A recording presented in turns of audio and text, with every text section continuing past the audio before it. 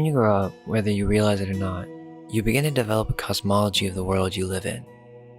This is what makes some of us afraid of the idea of ghosts. It's so scary because it breaks all the rules of reality that makes us feel safe. The walls must be constructed in order for the personality to exist. Of course, the know-it-all will always laugh at these experiences because without a shadow of a doubt, there's no way that it can be possible. So does that mean it's not possible? Or is it just a matter of cosmology? The issue is that the agnostics are not aware that they have developed a subconscious viewpoint of reality that then leads to the suppression of occult faculties. This video will break down a viewpoint of man that has been passed down through the esoteric orders that belongs to an ancient tradition. This knowledge was hidden for two main reasons: for power, and to halt the psychic shifts in man that ultimately lead to cataclysm. The modern scientific viewpoint of man is that he is an evolutionary process that developed through random chance, that he came from monkeys and that he is a physical being of matter or atoms, that Earth was developed through rocks colliding into one another and then somehow water came to form on this rock and then intelligent life begins to randomly develop. When talking about these subjects, you'll run into a lot of different people who'll say, why does it matter? Who cares about our cosmology? The answer is because it limits how you view yourself, which then limits your personal power. Most who belong to the cosmology of the modern day use the word I in every other sentence. I did this, or I see what you're saying. What is I? I is but a point of consciousness. You are singling out your consciousness to an ego. The esoteric order didn't necessarily see man in the same way, but we'll get to that. Many modern occultists still belong to the globe model, and it really doesn't make that much sense when you think about it. Why would ancient beliefs about how man's mind being intimately integrated with reality have any place on a globe Earth sci-fi cosmology? Look, I'm not Christian, but magic only works in a God-created universe, and I can explain that quite logically. That means all psychic phenomena, but one step at a time. If you're new to this, or if you're one of these know-it-all agnostics that thinks this stuff is just New Age BS, then let's just take a sec to cover something we're all familiar with: dreams. It's pretty simple. Let's just treat it like you're a beginner, okay? You just walked in on a book, but this book speaks to you. It's a lesson about the astral plane, but it's not just about what it is or how to visit, its inhabitants or its phenomena, but it's also a theory or a viewpoint of reality, a cosmology. That man is but a micro of the macro, as above, so below. Now, I think we can all relate to dreams. We have all at least had a dream, some more than others. Some people as they get older start to lose the ability to dream. Science has yet to accurately explain what dreams are. You can think that it's just chemicals going off in the brain, but the truth is that there's different levels of dreams. Like I said, most people begin to lose their ability to recall dreams, and it's mostly because their dreams are a reflection of how their consciousness behaves in the material realm. If you are asleep here, then you are asleep there. We will explain more in a moment, but for the most part, there are different scales to dreams. There are blurry dreams, extremely vivid dreams, and then there are dreams with characters that seem to have intelligence, sometimes beyond the dreamer themselves. The detail of a lucid dream can never be forgotten once experienced. So we must ask ourselves, what cosmology do dreams fit in? A world of randomness and chemical combustion? Or the cosmology of the esoteric orders? If you don't know what I mean by esoteric orders, I mean throughout the last 500 years or so, there has been a revival of ancient knowledge throughout a variety of different mediums. Some may say, oh, well, this was by design or some type of trap, but I would argue that the truth is, consciousness is consciousness. One can experience this truth for oneself by development of the higher faculties. It's interesting, because many who have tried psychedelics have been shot into higher dimensions of the astral, especially DMT. I'd like to see Joe Rogan explain how psychedelics work on an isolated globe Earth, random combustion, physical evolution cosmology. The shamans know that these are great spirits that cause these visions, and the spirits belong to this esoteric cosmology that this video is about to unveil. This argument isn't new either, it's the argument for duality. Does man have a soul, or is he just a material physical body? This is a huge philosophical argument, and so is the idea that consciousness and reality require each other. If a tree falls and no one is there to hear it, did it make a sound? In the esoteric tradition, reality is but a product of what is occurring on the higher realms. That man is a series of different bodies existing on different planes. We all know the physical body which belongs to the physical plane, but there are more planes and more bodies. This video will be useful for the beginning occultists, or for those with constricting belief systems that need a bridge into the mind of a completely different cosmology. The earliest esoteric orders was that of Pythagoras, if he was a real person. But the story goes that he would require silence for years. The neophyte must not even speak, and only then would Pythagoras unveil the deepest secrets. People would train for decades to receive the information that is about to be presented, and that's not to say that this is truth or that you need to praise this information or anything. It's an attempt to show how much we have complicated our minds to the point where it's become almost impossible to understand the knowledge of the ancient mystery schools. The secret, or whatever, is that man is not just one body. He is made up of multiple bodies, but you must remember them or develop them. You have to send them consciousness per se. These bodies are layered, where the physical plane is a result of all the higher planes, or a better way to think of it is inner planes. Open any book on magic and what does it teach? How to discipline your mind, usually through meditation or through altered states of consciousness. As you begin to do this, you become aware of different senses. Some easily have access to the faculty of visualization, but I was surprised to find out when I was younger that not everyone possesses the faculty to the same degree. For example, do you have the ability to recall one's face with great detail? Do you have the ability to recall vivid pictures of objects, or rooms or environments with keen detail? Then you may have the natural gift of clairvoyance, but in most cases, it's just the sense of vision. Each body has what we call senses. Thoughts and emotions belong to these higher bodies. We use these bodies on a day-to-day basis, but only certain aspects of them, and they are mostly subconscious or unconscious and are constricted to certain patterns. Now, agnostics say they don't know, but I don't think that's an honest representation. People are not truly being honest with themselves. Most agnostics belong to the cosmology of randomness. We were all raised with these belief systems in the schools. We are taught that the universe came into existence through randomness, a Big Bang. Then we're taught that the Earth and the Moon are both but random coincidences in a random universe of colliding rocks. Many choose to believe that they have some purpose, yet contradict themselves by believing in the mainstream globe cosmology. Astral projection does not work on a globe Earth NASA cosmology. That's one of the problems that I noticed when you look up astral projection videos on the internet.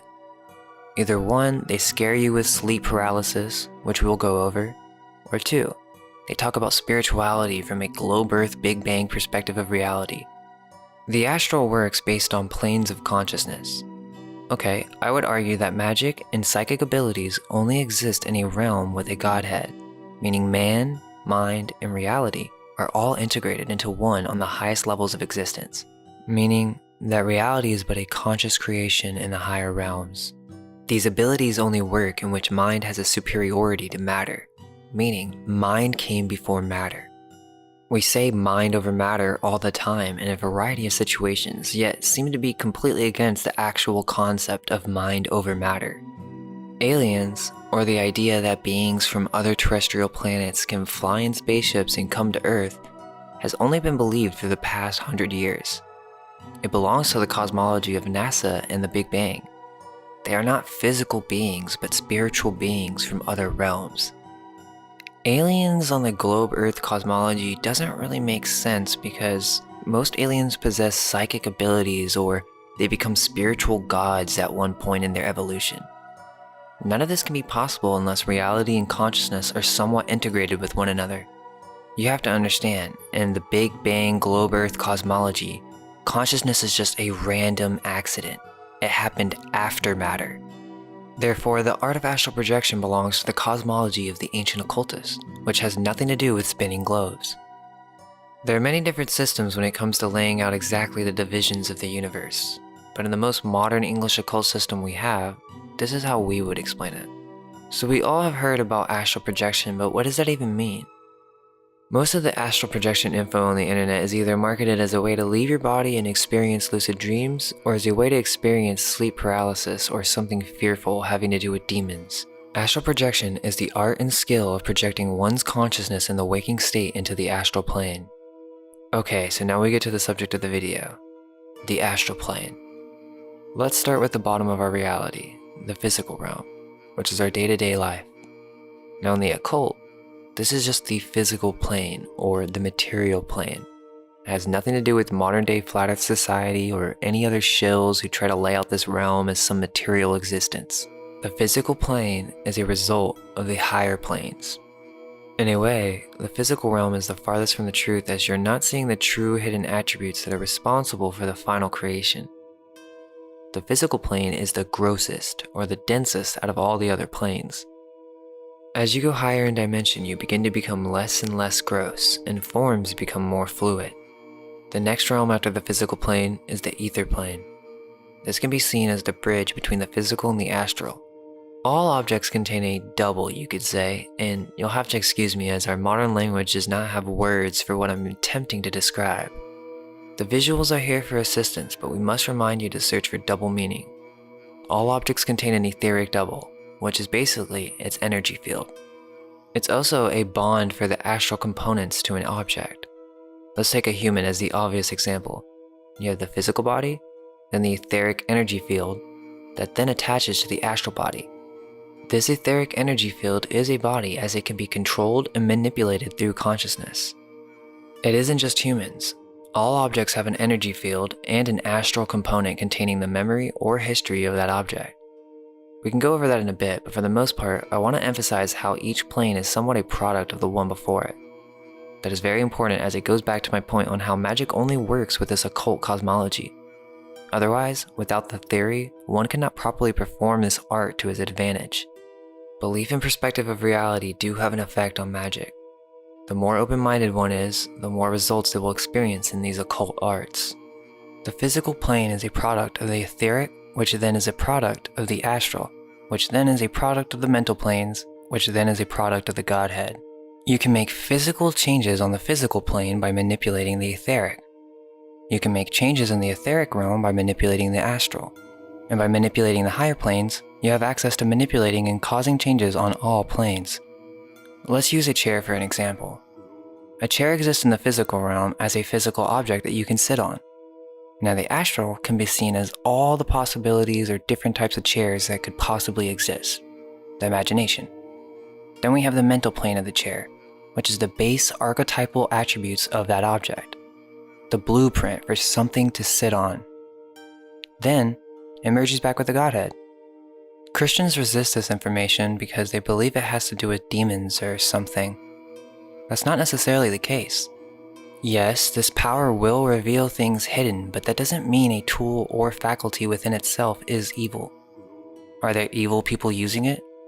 Undoubtedly. The only reason more good people aren't using it is because they aren't aware that it exists. The astral realm is a fundamental component to the way our reality functions. We as humans deserve the right to explore our own consciousness and to learn and develop these faculties that have been lost in the modern day.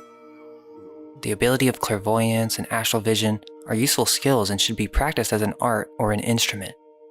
But no, the fearful interpret this ability as opening a portal to demon communication. There is demon communication happening whether you realize it or not. Negativity itself can be a demon. These psychic abilities simply show what is hidden beyond the material realm. Are we to conclude that the occult is all but fantasies of a madman? Or that the occult is nothing but demon worshippers? That the ancients were just fanatics? There was a reason that the mystery schools were developed, and it was to hide special abilities of man. If we realized what we are, then each person would have access to a divine power.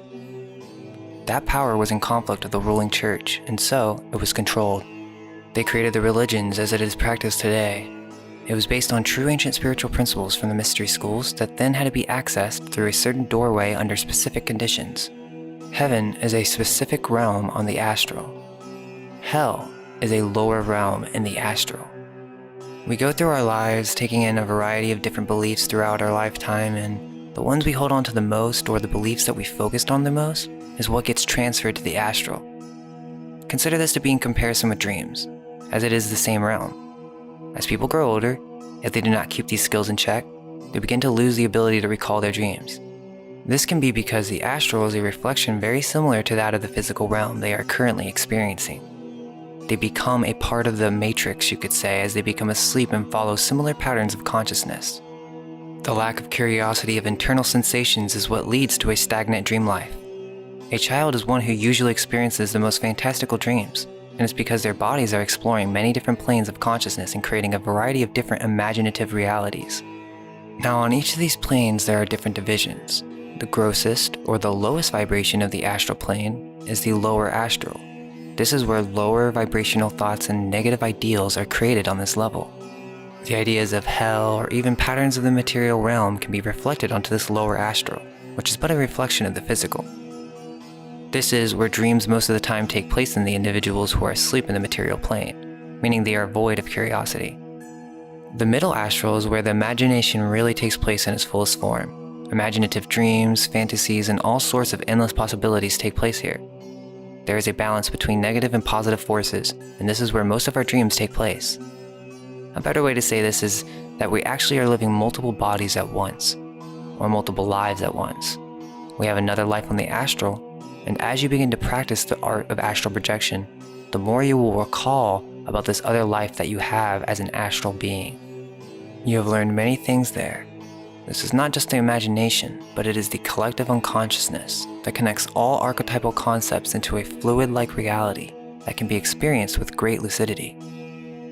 Here is one of the major first mind blows for the occultist. You begin exploring your consciousness. You travel the etheric realms locally, and then you travel as far as you can astrally. And at the beginning, this is usually just a representation to what you see in your day-to-day life. So you may astral project and be in your neighborhood or whatnot. But there comes a time once you travel so far outside of the etheric and lower astral planes that you begin to open a door that will open you to something that's actually outside of your consciousness. It's like you're searching as far as you can inside of yourself and you reach a door that actually leads to a universe that exists on its own, without you and with beings that inhabit it that seem to possess more intelligence than that of the conscious viewer themselves. This is what is happening on psychedelics. The shaman or modern psychonaut is shot up into the higher astral, and usually the plant or man-made substance has a consciousness of its own that then is manipulating the experience to assist or punish the user. I've heard of datura stories where people have experienced shared visuals. These experiences are inner experiences, but they translate outside of ego, which is what makes these experiences so shocking. You basically die and experience higher dimensions of consciousness. It's like the feeling of going back home. It's a similar thing with astral projection. Be careful exploring too much, as there is a reason why you are here on the physical plane. This knowledge is of the utmost importance, but one must not devote all their time to astral matters. The true mark of a magician is mastery over the elements or fundamentals of reality. The easiest way to begin to connect with the astral is through meditation and keeping a journal. This will influence dream recall and eventually will lead to lucid dreaming. Lucid dreams are not technically astral projection because in astral projection, the consciousness must experience all the way throughout, no falling asleep involved. If one was to start writing in a journal of their dreams daily, even if nothing, just write nothing, then sooner or later, you will be writing pages. Just keep thinking about it before you go to bed. You can influence lucid dreams in many ways, but this is more of a breakdown on how the astral plane works and how to access it consciously. We have fire, water, air, and earth, Akasha being spirit, fire and water being higher elements, and air, the distribution between these higher principles, all coalesce into the element earth or gross material. In order to safely project into the astral plane, one must learn to come in contact with these basic principles. It seems silly to one who is coming from the modern worldview, but these elements are an attempt to classify all manifestation into their basic attributes. The homunculus legend of a man created within a jar is a perfect example of occult hidden knowledge. Paracelsus was encoding a secret esoteric teaching, which was how to create another man, or body, in which you can travel into the astral realm. This body is called the body of light. More to be explained. In the oldest book of wisdom, the Tarot, something has already been written about this great mystery of the elements. The first card of this work represents the magician pointing to the knowledge and mastery of the elements. On this first card, the symbols are the sword as the fiery element, the rod as the element of the air, the goblet as that of the water, and the coins as the element of the earth. This proves without any doubt that already in the mysteries of yore, the magicians were destined for the first tarot card, mastery of the elements having been chosen as the first act of initiation. Akasa is the so-called quintessence of the 4 other grossly elements. Each element has 2 polarities, an active and passive, or positive and negative. The principle of fire. According to the Oriental scriptures, the first element born from Akasa is believed to be the element of fire. The basic qualities of the fiery principle are heat and expansion. In the Bible we read, "There shall be light," light coming from fire. Each element has 2 polarities, thus fire has a good and an evil side. We have fire that can be healing, such as the light from our sun that gives energy and fuel to all living beings. Or the negative, which can be destruction and burning. The principle of water. Water also comes from Akasa. It's the same as fire in that each element has a life-giving principle and a destructive dividing principle. The basic qualities are coldness and shrinkage. Water can also be seen as darkness in contrast to the fire element. Water is required for life to live, but it can be dark, cold, and desolate, such as deep in the ocean. The principle of air. Another element derived from Akasa is that of air. The initiated do not regard this principle as a real element, but they grant it as role of a mediator between the fiery and watery principles, becoming a neutral equilibrium. Through the active and passive elements of fire and water, life has now become animated. When we speak of fire, water, and air, they are not to be regarded as ordinary elements such as physical fire or water in a glass or the air we breathe, but in the case of the elements, they are universal qualities of all elements concerned. They are the basic principles of life: expansion, constriction, electric, magnetic, positive, negative, and balance and animation. The element of earth. It was said that air does not represent a true element, and the same is true for earth. Out of the interaction of the 3 aforesaid elements, the earthy principle has been born as the last element, which by its specific quality, the solidification, involves all 3 elements.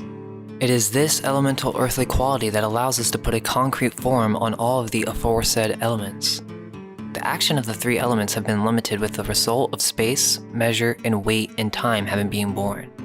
The reciprocal action of the 3 elements together with that of the earth, thus, has become tetrapolar, so that the earthy principle may be labeled as a 4-pole magnet. This is the subjective becoming objective. The realization this element represents, it shall be. Now, one can then connect to each element and gain the approval of each archangel that resides within the spirit of each element. These fundamentals can be used in magic for creating a second man, or the homunculus, the astral light, in which you can transfer your consciousness to and create a body that not only can be manipulated in first person, but can be assigned its own individual consciousness. This astral light can be used to create a variety of astral forms, but we must wait, in time. There's still much to learn about this delightful plane that is well known to the elite mages but hidden and mysterious to the neophyte. You see, the reason people are experiencing sleep paralysis is because sometimes they use methods that force an astral experience when they're not ready. This forced astral separation can cause a shock to the system, and sometimes the user is not conscious throughout the projection. They are practicing repeating visuals or some type of exercise to influence the third eye, and at one point, they fade out and wake up again once this astral separation is happening. There are many variables, but a good conclusion would be that these are shadows that have yet to be faced, or fears manifesting themselves immediately. I know for a fact that these forms can be changed simply by the power of imagination, but in some individuals, it's so shocking to be out of your body and being faced with mental thought forms face to face. They are very real, but at the same time, they do not have power over you. One way to protect yourself is through ritual. If you're going to learn to project into the astral, then you need to consider yourself a magician. It seems crazy, right? But only to those who aren't educated in such matters. For once you begin to become disciplined in this art, the magician will learn for himself that there are methods to influencing events on the material realm simply through an astral magic ritual itself. Magic, again, is just a tool. Whether you're aware of it or not, you do astral magic every day. It's not conscious magic, but to think and to do is a process of the higher manifesting into the lower. Your personality, ego, pursuits, and goals are a product of astral magic. But there are many variables to consider in terms of what will work based on your sphere of availability. You can do magic for a car, but is it really in your sphere of availability? Like, are you in a reality where that's even possible? Or if you wanted to be the boss of a big company, could you really hold that position? Eventually you would just get fired or lose the car because A plus B equals C. Have you built up a structure in which your will can manifest in the physical plane? It's not just snapping your fingers and forcing something to happen, which is a common misunderstanding of magic. If you know magic, why don't you just make yourself rich? Is a common response from those who know nothing about magic. That's because just like any science, there are rules and regulations. In order to protect yourself on the astral realm, you need to know how to create a tetrapolar magnet. A magnet that is blessed by sacred angels and constructed upon sacred geometry. This knowledge of the Godhead will keep you protected against any demonic or negative beings that you may encounter. We will cover everything more in detail, but for now, let's continue with a brief summary. What will you encounter in the astral realm? Well, as was said at first, it is like you're exploring a representation of your subconscious or a mirror realm of the reality you experience here. But there are weird alterations or nuances that obviously make it more fantastical, but there comes a point where you enter a doorway, or a realm that seems to be a doorway from within yourself that actually leads to a universe even farther outside of you.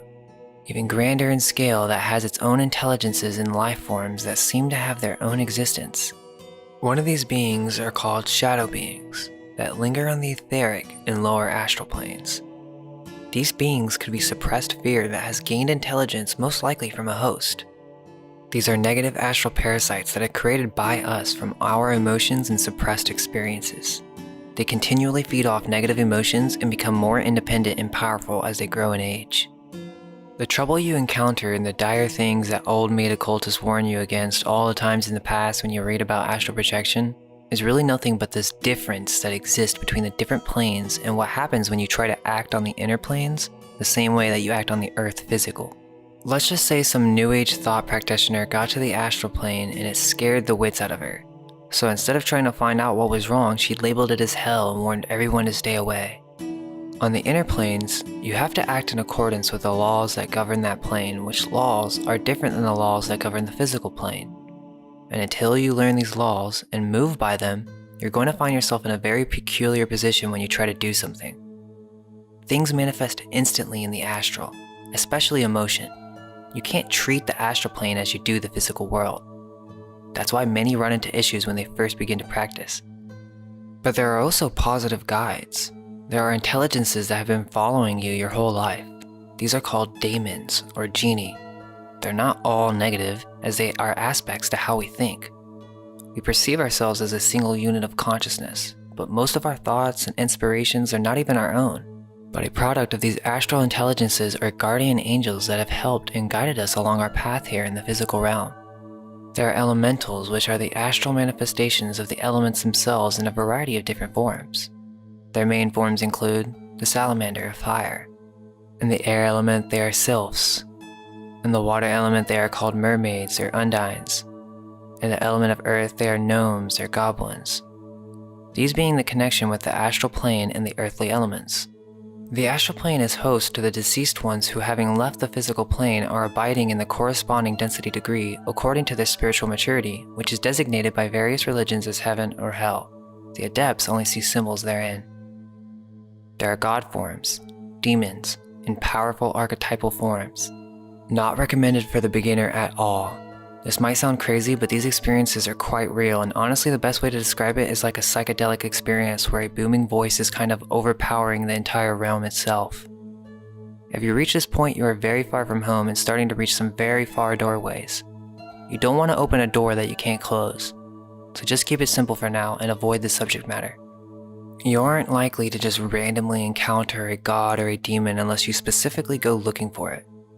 Ancient spirits are an entirely other topic. I wouldn't worry too much about what you will encounter, you just need to ask yourself, does this interest you? If so, there is a reason and you must follow it with genuine curiosity. The clairvoyant eyes must be guarded with great responsibility.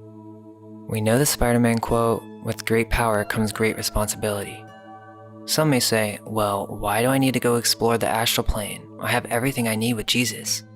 Well, that may be so, but it's more than just exploring willy-nilly and flying around. That's great and all, but like I said, I wouldn't fly too far away if I were you. I honestly don't go far at all. You want to stay low-key and build up your abilities, much like an open-world RPG. Exploring long range before you know what you're doing can get you lost. Gaining skills is an art that can benefit your life, like painting. One with clairvoyant eyes or one who has mastered their astral senses have gained proficiency in a talent that takes much skill and creativity. They say Nikola Tesla had photographic memory or whatever, but it's more likely that he knew how to astral project. Not using the techniques that magicians use, such as the body of light, but simply through his natural ability to simply visualize material objects. It's a very useful skill. Imagine being able to spend hours in the dream realm, in the conscious state, researching and developing skills and talents that you don't have time to do in the physical realm. You could consciously project yourself to a library and read. You could develop blueprints and make plans for a house or building. Or as the ancient magicians figured out, you can directly manipulate physical events through different rituals on the astral realm. A tool can be used for what one wishes to do with it, and in this case, it can cause changes in consciousness and for the pursuit of higher principles. Developing one's body of light so that when the material body passes, there is a vehicle in which the soul can continue to exist. Otherwise, it is replenished and will be reset, making it difficult to build up soul karma. These skills that you develop now in the astral will transfer to your next life. That is why some people have a natural talent for the occult. It's because in a past life, they dedicated themselves to the art of the magus. Not just in a physical sense, but in that they have developed concrete astral forms that then influence the next life, going back to what I was talking about with daemons and genies. These are other forms of yourself that you've experienced in other realms or planes in which you grew the foundations of consciousness. Have you ever had a dream that made no sense or had no parallels to the physical realm at all? Some feel as if they are aliens to this realm, and what I would say is that you could be from a dimension that is much different than this physical plane. The same concepts of aliens still exist in this cosmology. They are just not seen as beings from other terrestrial planets. And as with magic, these beings can be both good and evil. The coin is not one-sided. Now, in order to continue for your visit to the astral plane, mental discipline is of the utmost importance. No one is perfect in real life, but the idea is that you need to be able to shift from your normal human day-to-day mind into the mind of a magus. This is done throughout exercises that should be practiced as an art or an instrument. Other exercises depend on repetition and subconscious programming, which is indeed magic. One should not do magic in order to go to the astral plane. If you do not possess the ability to focus on one thought for an extended length of time, then once you meet more powerful intelligences on the astral, they will have power over you. Now, before we can even begin to constraining the mind to a single thought, we are faced with the most severe challenge of ignoring the physical body. Keeping a single thought form for more than 10 seconds is almost impossible for the average man with no knowledge of the occult. One simple exercise is to focus on a blue square. There's nothing evil, just test your mental faculties and see how long you can hold a visual in your mind's eye. After 10 seconds or so, different thoughts from different subjects will start to come into mind. Earlier events, randomness, or the shape will refuse to stay still, or the colors will change. It is quite endless, but the goal is simple, and you cannot be persuaded otherwise. Hold the blue shape in mind for as long as possible. A timer will be needed. Start with 10 seconds and slowly rise until you get to 1 minute, and then 10 minutes, and then the final goal is 30 minutes. Now at 30 minutes, an event should occur, and it will be quite noticeable, but you will forget who you are for a moment. You will literally become the symbol you were focusing on. This is the goal experience and will get you ready for the astral realm. In order to even get close to that goal, one must first learn to silence the body before the mind. If you can't find comfort in your meditation, you will never achieve this level of focus as it distracts the mind. Ancient India developed many methods to solve this problem. One must pick an asana or a position of rest and hold this position throughout the entire experience. Pick an asana that you will stick to and master before trying other positions. Don't go too difficult like trying the lotus position until you are ready. There are mental exercises that can be done in order to silence different parts of the body. This also can be healing as you are directly manipulating your etheric body with your astral senses. Imagine a golden ball of light as it begins to travel around your body. Just vocally state in your mind that body part that you want to fall asleep or where you want the golden ball to travel to. Now it may seem like, okay, I'm just manipulating my imagination or something, but once you've done this enough and you treat it like an art form, meaning it's a skill, it begins to become something else entirely. The skill of one who paints fences compared to a painter who paints beautiful murals are quite different, no? Well, it's the same with visualization. Some possess a greater degree of realism when they visualize, changing the experience entirely. There will come a time where these visuals can cause real-world effects, like in this golden ball exercise. You will begin to feel intense tingling sensations wherever the golden ball is floating. If you do the same with your chakras, you will begin to feel intense vibrational sensations that are distinct and cause a real effect to the consciousness. Chakra meditation will lead to more frequent lucid dreams and OBEs, but again, these things must be taken one step at a time. Through mantra, one can assist the process of silencing the mind. You can use some famous mantra like Om, or you can literally just make one. Create some type of symbol or word that you want to focus on and turn it into a mantra. Scramble it and create a simplified version. So maybe you want to focus on silencing the mind. Then simplify it as silence, and you can meditate on repeating the word silence. This will kind of create a firewall where now the thoughts have a hard time distracting you because you're already in focus on a single point, the mantra. Some may say, well, how does this apply to me? Well, the occult arts aren't for everyone, but many are interested, and in the modern age it seems that the subject matter is being lost in a new cosmology. The so-called truth community is worried about such fearful matters such as cataclysm, controllers, and parasites, when really we are what contain the power. They control us through these astral methods that I've been discussing, yet many are being controlled simply by giving them that fear. Many want to escape the matrix, and that's great, but how's one going to do that with no money and no power? We all possess the ability to create the life we envision, and it has nothing to do with just asking for material desires through magic.